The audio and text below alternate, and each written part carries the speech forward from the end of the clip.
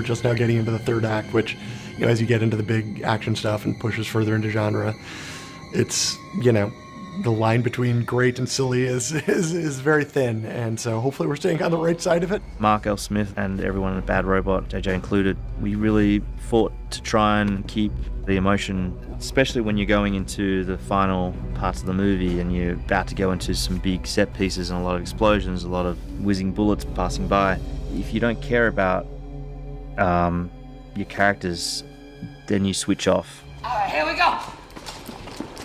If you don't care about these people, then it's all for naught.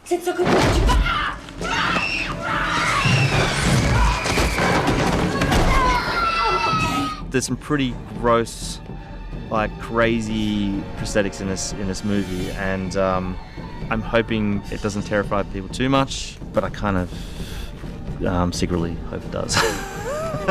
The creatures we've had to build and all there was a lot of stuff to build, a lot of really interesting things to design, and it was just it's like a candy shop for me. Getting down to the creatures and really figuring out what they were, do you know what I mean? That they didn't go into other territory that other films have done. Lots of designs to sort of figure out how extreme we wanted to go or how subtle, do you know what I mean? It was a bit of a balance because we didn't want it to be too creaturey, too big and crazy. The design of the creatures set in motion other things. Once we established what the key traits to the creature was, it kind of sort of permeated through everything else, the black veins and certain traits that we had sort of going throughout. We had to make sure that those characteristics were there to sort of glue everything together, whilst trying to deliver a new look for each character.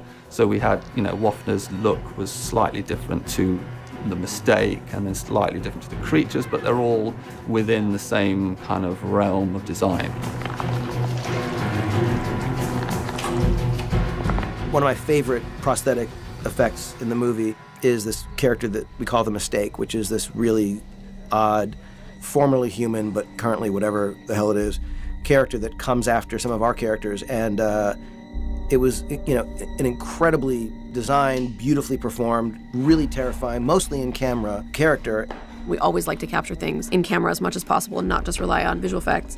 And the character we called the Mistake was completely makeup effects. We didn't enhance him really at all, aside from his arm. And he was an incredible performer. I mean, his performance is as good as anything in this movie. And it's so fun when you get to that. It's the movie magic we all sort of dream of. And it's so much more fun than having people run around in green suits and figuring it all out later. The Mistake was a character that Julius and JJ really wanted to get right. He was sort of the failed experiment, one of the soldiers that they were testing sort of the black serum on, and he's the one that went wrong. So he's got like an open autopsy scar that's kind of like bursting open, and an old scar on his head where they've kind of cut open his brain or something, do you know what I mean? And an arm missing from an injury that hasn't grown back because they've been injecting him and trying to grow the limb back. But it's all kind of gone wrong, really. So it was a nice character to build on that sort of design front to sort of really figure out what is the mistake, what is the failed experiment, why hasn't his arm grown back? So it was kind of just finding all those little subtle sort of bits in the character to really kind of refine him, with like a big scar over his eye. They're just nice little details that we kind of enjoyed adding into it. And it was a big makeup for us. It was sort of like full upper torso body cast for the actor, and head and arms, a whole chest, a whole kind of head prosthetic with bald cap and hair punched in. It was quite a big number for us. So it was one of my favorite things to sort of design.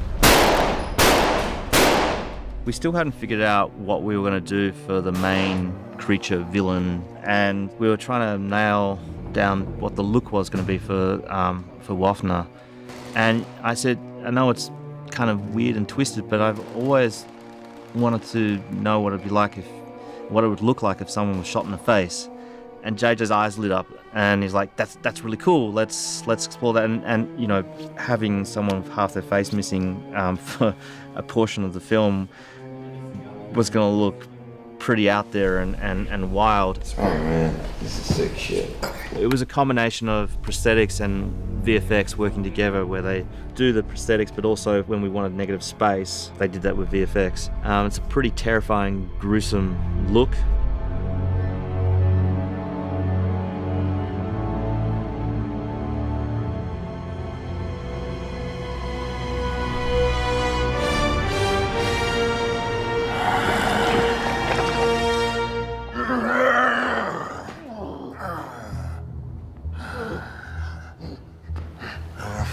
I don't have any of your rope. It wasn't one thing. It wasn't just the prosthetics, which were really great. It wasn't just the visual effects, which were terrific. And it wasn't just the performances, which were awesome. It was sort of this combination of all of that under Julius's, eye, to make sure that you really felt like this was something that was physical and real, that this wasn't, some creature put in later in CG. That's the thing I love about it, is all physical based. And one of my favorite movies, actually featuring our star's father, Kurt Russell, was The Thing. And when you watch The Thing, the John Carpenter film, the work that Rob Bottin, the special effects makeup artist, did in that, it was physical stuff. It was right there, it was happening. And that was before CG was even really a possibility.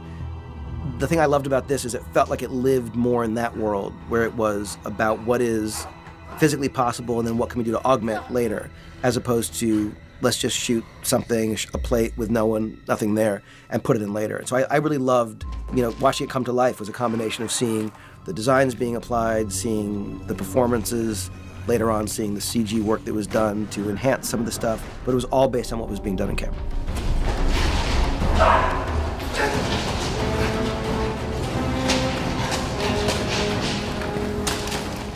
Almost at the end when I'm running away and I've got a flamethrower. Light up, please! Action! Go! Oh! This to shoot was very amazing. The heat of the flamethrower is very... Go!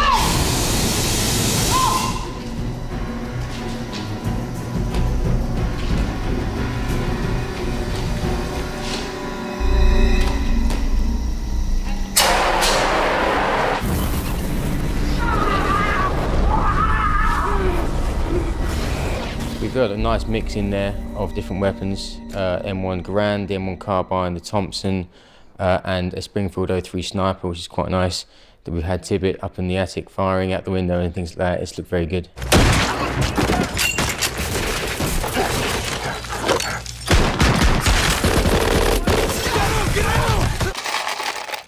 Probably 20 rounds. We're using firearms from 1944, so making these things run and keeping them running over, 20 takes is a big challenge, because these things are getting old. So we have some great engineers in the background keeping them running.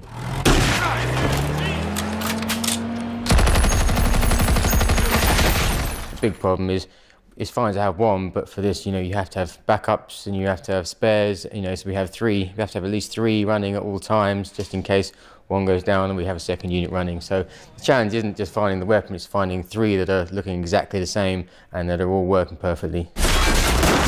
Don't stop shooting! It's a 2-person gun, you bastard! Shit!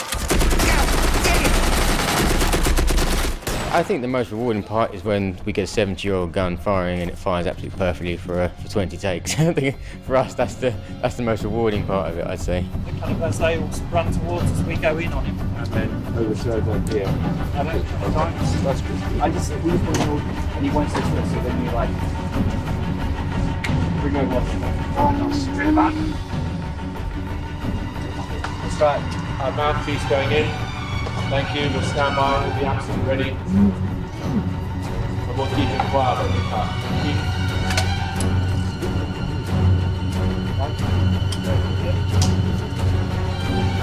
That way! Let's talk!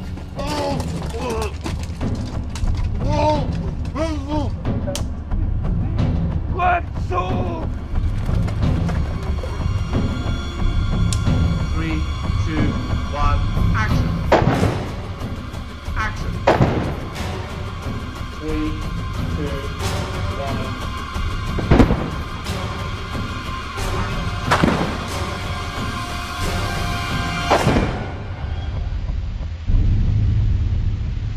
Not there, please. Not there. We're just going to make safe. I think I'm done with this. Thanks.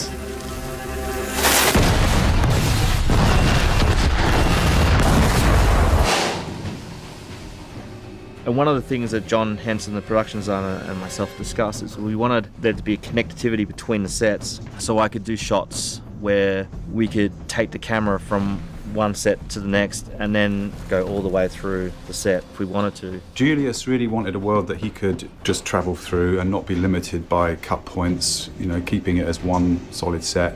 This is the biggest composite set I've ever built on one stage, you know, I mean, it is an enormous kind of space. One of the things to maintain that feeling of being inside the action is to keep the shot going as long as you can. I mean, Jovan has had some challenging action to do that we've asked him to do, you know, within safety parameters, but still really physical stuff, and just totally embraced it, giving it his everything, even when he's hurting and, you know, tired. So 100% commitment. It was difficult and stressful, but it puts you into the mindset of what these soldiers possibly had to go through, and, you know, because of course we could never relate shooting a film to the real life experience, but us being able to sit in their shoes just for pretend was enough. But it was fun. It's fun to do, and it's gonna make me look cool because I'm so not cool. It'll be nice just to see myself in that light for an hour and a half.